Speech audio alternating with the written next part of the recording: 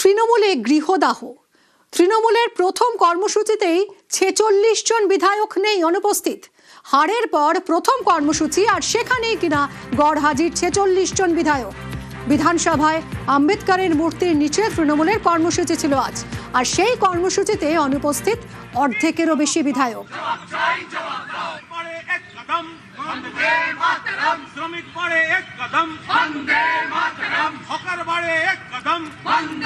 বিধায়কদের ব্যস্ত থাকতে হয়েছে তাদের এলাকায়, ঘর ছাড়া কর্মীরা, সব বিধায়ক নেই, এটা ব্যাপারটা সেরকম নয়। দল থেকেই নির্দেশ দেওয়া হয়েছে যে এখানে কয়েকজন এই কর্মসূচি হবে, বাকিরা গ্রামে, এলাকায়, জেলায়, শহরে, তাদের সেই এলাকাগুলোতে যেতে হবে, মানুষের সঙ্গে থাকা, থানার সঙ্গে একটা কোঅর্ডিনেশন। ফলে আমরা যারা কলকাতায় আছি তারা সেই কাজগুলো করেও আসছি, কিন্তু যারা একটু দূরে থাকেন তাদের আগে সেই জন্য পাঠিয়ে দেওয়া হয়েছে। এরম নয় যে এখানে লোক কম আছে। অনেক বিধায়ক তার এলাকায় আছেন। গতকাল আমাদের পরিষদীয় দলের মিটিং ছিল। পরিষদীয় দলের মিটিংয়েই অনেকে বলেছিলেন যে আজকে যখন এই কর্মসূচির কথা ঠিক হয়, অনেকেরই টিকিট কাটা ছিল, এলাকায় যাওয়ার ব্যাপার রয়েছে, সুতরাং এরকম কোনো ব্যাপার নয়। যারা অ্যাভেলেবেল ছিল তারা এখানে আছেন। দেরি হয়ে গেল, আর একটু আগে নামতে পারলে বোধহয় ভালো হতো। অনেকে বিল আছে, আছে তা আছে, তার জন্য তারা কালকে অনেকে বলেছে, কিন্তু আমরা যেহেতু অ্যানাউন্স করেছি সেই জন্য আমরা যে করছি। তো অনেকেই ফোন করে জানাচ্ছে যে আজকে আমাদের ছেলেদের কেস আছে, আমাদের কোর্টে যেতে হবে, এইসব কারণের জন্য অনেকেই আসতে পারেন। নির্বাচন পরবর্তী সময়ে বিরোধী দল তৃণমূল কংগ্রেসের অন্দরেই প্রশ্ন উঠতে শুরু করেছিল, কেন তারা রাস্তায় নেমে প্রতিবাদ কর্মসূচি আন্দোলন করছেন না। এমনকি দলের শীর্ষ নেতৃত্বের কাছে দলের বিধায়কদের একাংশ কার্যত নিশ্চুপ থাকা নিয়ে প্রশ্ন তুলতে শুরু করে। এই পরিস্থিতিতে বুধবার দিনকে রাজ্য বিধানসভাতে আম্বেদকর মূর্তি নিচে তৃণমূল কংগ্রেসের যে সমস্ত বিধায়করা রয়েছেন তারা অবস্থান কর্মসূচিতে বসার সিদ্ধান্ত নেন। যদিও সেই অবস্থান কর্মসূচিতে দেখতে পাওয়া যাচ্ছে যে তৃণমূল কংগ্রেসের জয়ী 80 বিধায়কদের মধ্যে অর্ধেকের বেশি বিধায়ক তারা অনুপস্থিত রয়েছে। এর আগেও দেখতে পাওয়া গিয়েছিল দুদফায় কালীঘাটে শীর্ষ নেতাদের উপস্থিতিতে বিধায়ক দলের যে বৈঠক হয়েছিল সেখানেও একাধিক বিধায়ক অনুপস্থিত। এবার যখন দলের তরফ থেকে, তৃণমূল কংগ্রেসের শীর্ষ নেতৃত্বের তরফ থেকে হকার উচ্ছেদ, অন্যদিকে হচ্ছে নির্বাচন পরবর্তী যে সন্ত্রাসের যে অভিযোগ তা নিয়ে যখন আন্দোলন করতে বলা হচ্ছে এবং বিধানসভাতে আম্বেদকর মূর্তির নিচে অবস্থান করতে বলা হচ্ছে, সেই সময় বিধায়কদের অনুপস্থিতি যথেষ্ট নজর কাটতে শুরু করেছে। তাহলে কি যারা বিধায়করা রয়েছেন তারা দলের নির্দেশকে পালন করার ক্ষেত্রে কোথাও পিছপা হচ্ছেন, নাকি দল যে ধরনের নির্দেশ দিচ্ছেন সেই সংক্রান্ত বিষয়ে মানার ক্ষেত্রে তাদের কোনো অসুবিধা তৈরি হয়েছে? যদিও সরাসরি এই সংক্রান্ত বিধায়কদের অনুপস্থিতির কারণের ব্যাখ্যা তৃণমূল কংগ্রেসের নেতৃত্ব দিয়ে উঠতে পারেননি। ক্যামেরায় সুব্রত জানার সাথে আবির ঘোষাল, নিউজ 18 বাংলা, কলকাতা।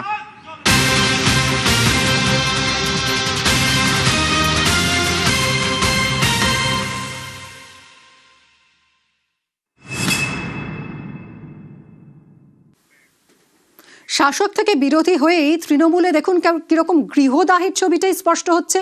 অভিষেক বন্দ্যোপাধ্যায় ডায়মন্ড হারবার মডেলকেই তোপ এবার ঋতব্রত বন্দ্যোপাধ্যায়। জাহাঙ্গীরের ক্ষমতা নিয়ে ফের সরব ঋতব্রত বন্দ্যোপাধ্যায়।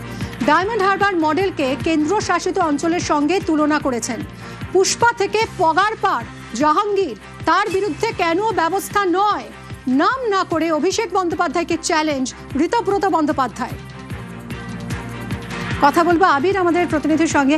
আবির, গতকাল যেরকম দেখা গেল মমতা বন্দ্যোপাধ্যায়ের বাড়িতে বিধায়ক, বেশ কয়েকজন বিধায়ক গড় হাজির, আজ প্রথম কর্মসূচি, সেখানে প্রায় অর্ধেকের বেশি বিধায়ক গড় হাজির। ঋতব্রত বন্দ্যোপাধ্যায় তিনি বিস্ফোরক, এমনকি ডায়মন্ড হারবার মডেল নিয়ে তিনি প্রশ্ন তুলছেন, নাম না করেননি, কিন্তু অভিষেক বন্দ্যোপাধ্যায়কেই যে নিশানা করছেন সেটা স্পষ্ট। এতদিন এরা সবাই চুপ ছিলেন কেন, এবং এবার মুখ খুলতে শুরু করলেন? এটা কি একটা হিমশৈলের চূড়া মাত্র বলা যায়?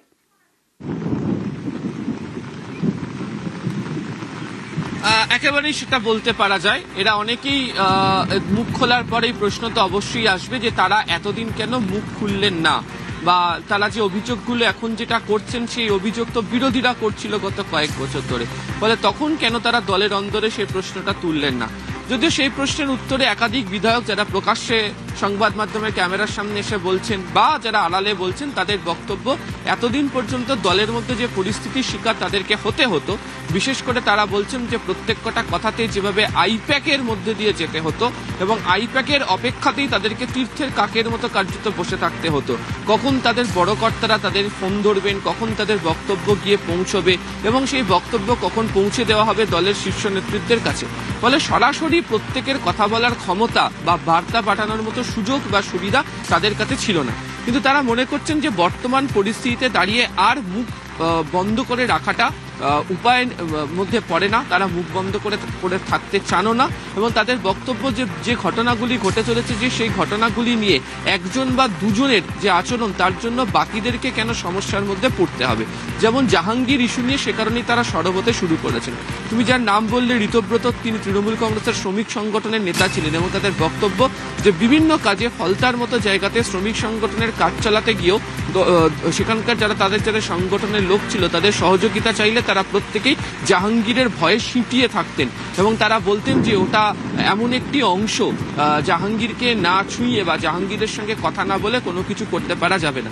আবার জাহাঙ্গীর বাকিদের সঙ্গে কোনো কথা বলতেন না। তুমি জানো যে গতকালই কুণাল ঘোষের বক্তব্য ছিল যে রিল বানিয়ে বস বস বস এরকম একটা আচরণ তৈরি করা হতো, ফ্যান ক্লাবের কালচার তিনি শুরু করে দিয়েছিলেন। এবং আজকে ঋতব্রতর বক্তব্য যে তিনি তো কোনো ক্যাবিনেট মন্ত্রী ছিলেন না, কেন্দ্রীয় সরকারের কোনো পদাধিকারীও ছিলেন না, কিন্তু তিনি গোটা জায়গাকে কার্যত একটা কেন্দ্রশাসিত অঞ্চল বানিয়ে রেখে দিয়েছিলেন। ফলে তিনি যে আচরণ করেছিলেন এবং তিনি যে আচরণ গতকাল পর্যন্ত করলেন তার দায় বাকিদেরকে কেন নিতে হবে, সেই কারণেই তারা এখন মুখ খুলতে শুরু করেছেন। এরকম অনেকেই রয়েছেন যারা মনে করছেন যে এই মুহূর্তে দলের মধ্যে তাদের কথা শুনতে হবে এবং তারা দলের কাছে তাদের এই বক্তব্য তুলে ধরবেন। যদি দল তাদের কথা না শোনে তাহলে পরবর্তী সময় তারা অন্য কোনো রাজনৈতিক সিদ্ধান্ত গ্রহণ করবেন। ফলে যে মুখ খোলা শুরু হয়েছে বা যে বক্তব্যকে অভিযোগের আকারে তারা তুলে ধরছেন সেটা সত্যি হিমশৈলের একটা ছোট্ট অংশ মাত্র। সঙ্গে থাকো আবির। দূর থেকে জাহাঙ্গীরকে দেখে কোনো ক্যাবিনেট পর্যায়ের কেন্দ্রীয় মন্ত্রীর থেকেও বড় কেউ কেটা মনে হতো। ভাব মানে সাংঘাতিক একটা ব্যাপার। ফলতায় কোনো একটা কাজ, ফলতা ইকোনমিক জোন, কোনো একটা ন্যায্য জিনিস হচ্ছে না, আটকে রয়েছে। যখন কোনো নেতৃত্বকে অনুরোধ করেছি, ও বাবা বলছে ওরে বাবা এটা কেন্দ্রশাসিত অঞ্চল আর জাহাঙ্গীরের বাইরে কিছু হবে না, ওর মধ্যে ঢুকতে পারবো না। এই যে স্পেশাল একটা মডেল, যে একটা মডেলকে রিপ্রেজেন্ট করছে, ডায়মন্ড হারবার মডেল। হ্যাঁ, ডায়মন্ড হারবার মডেল বা ওটা অনেকে মানে ওখানে সাধারণ লোক বলেন কেন্দ্রশাসিত অঞ্চল। বিধায়ক নন, এলাকার নেতা তিনি। 1,68,000 একটা অ্যাসেম্বলি সেগমেন্টে লিড দিয়েছেন। সেই জন্য হয়তো তিনি বলেছিলেন পুষ্পা ঝুঁকে গেনেই, তা সেই পুষ্পা একেবারে শুকিয়ে ঝরে পড়ে গেছে। এই প্রশ্ন উঠবেই যে এত প্রিভিলেজড একজন, তিনি পার্টির পেছনে ছুরি মারলেন, তারপরও তাকে কেন তার বিরুদ্ধে ব্যবস্থা নেওয়া হবে না? একটা নিন্দা করে খালি দায় ঝেড়ে ফেলা হবে? তাহলে জাহাঙ্গীরকে কোথাও কি এখনো রক্ষা করার চেষ্টা হচ্ছে?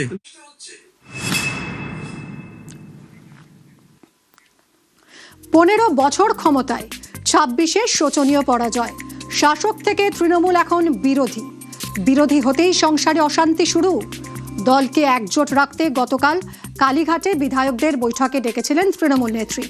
সেখানেই বেসুরো দলের বিধায়করা। ফলতার পুনর্নির্বাচনের আগে সরে দাঁড়িয়েছেন তৃণমূল প্রার্থী জাহাঙ্গীর খান। আর সেই নিয়ে মমতা অভিষেকের সামনেই প্রশ্ন তোলেন ঋতব্রত বন্দ্যোপাধ্যায়। জানতে চান কেন বহিষ্কার করা হচ্ছে না জাহাঙ্গীরকে।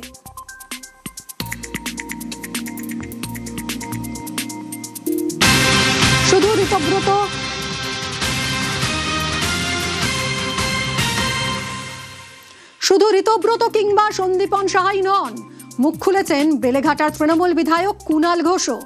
তৃণমূলের আমলে ডায়মন্ড হারবার মডেলকে এক প্রকার সমীহই করতেন দলের তাবড় নেতারা। ফলতার পুনর্নির্বাচনের আগে তৃণমূল প্রার্থী জাহাঙ্গীরের পগারপাড়ের পর সেই ডায়মন্ড হারবার মডেল নিয়েই প্রশ্ন কুণাল ঘোষের গলাতেও। তার প্রশ্ন, নেতারা এখন মাঠে নেই কেন? দলের অন্দরে মন খুলে কথা বলার সুযোগ দিতে হবে। অভিষেক বন্দ্যোপাধ্যায় যেন সবার সঙ্গে কথা বলেন। পুষ্পা সে তো ঝুঁকেগা নেই, পুষ্পা ভয় পাবে কেন? তাহলে ভয়ের পরিবেশ তৈরি করেছিল কিনা একটা প্রশ্ন।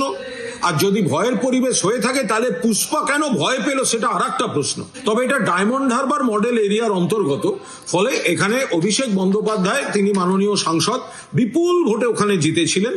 নিশ্চয়ই তিনি বিচার বিশ্লেষণ করছেন, ও ব্যাপারটা উনি বলতে পারবেন।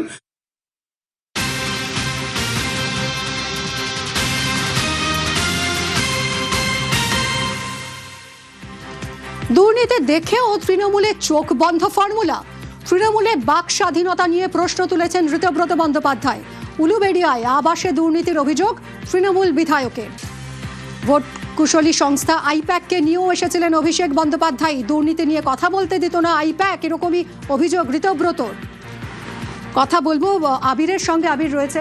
আবির, তার মানে 15 বছর ধরেই যে এত দুর্নীতি হয়েছে সেটা দেখেও দলের মধ্যে কোনো রকম ব্যবস্থা নেওয়া হতো না। একজন নেতা জাহাঙ্গীরের মতো, যিনি অভিষেক বন্দ্যোপাধ্যায়ের মতো নেতার আলোকেই আলোকিত, সেই জাহাঙ্গীর একটা সিদ্ধান্ত নিয়ে নিল, দল জানতেই পারলো না। তার মানে একেবারে যারা শীর্ষে বসেছিলেন তারা কি চোখ কান বুজে বন্ধ করে বসেছিলেন?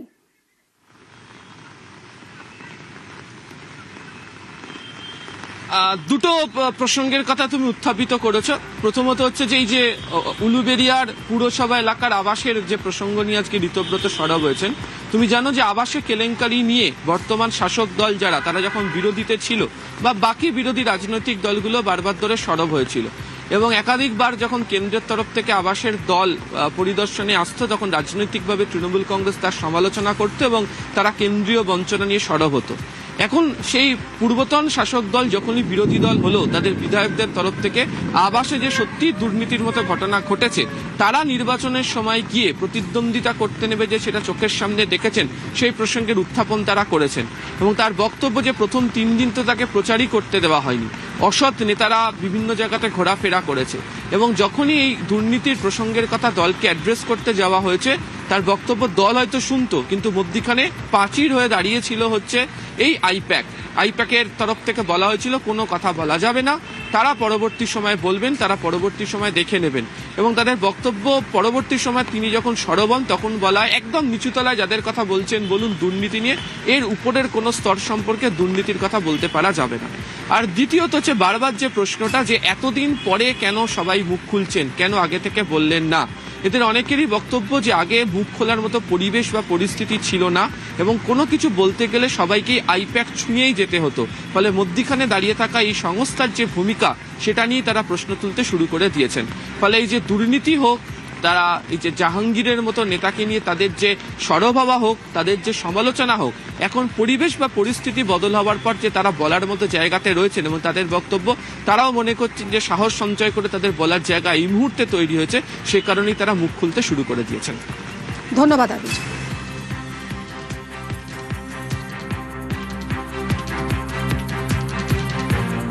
সাধারণ মানুষ বলছেন, একেবারে আঙুল তুলে বলছেন যে এই নির্দিষ্ট লোকটি বা এই নির্দিষ্ট লোকগুলো এরা হচ্ছে একেবারে মাথা থেকে পা পর্যন্ত দুর্নীতিগ্রস্ত।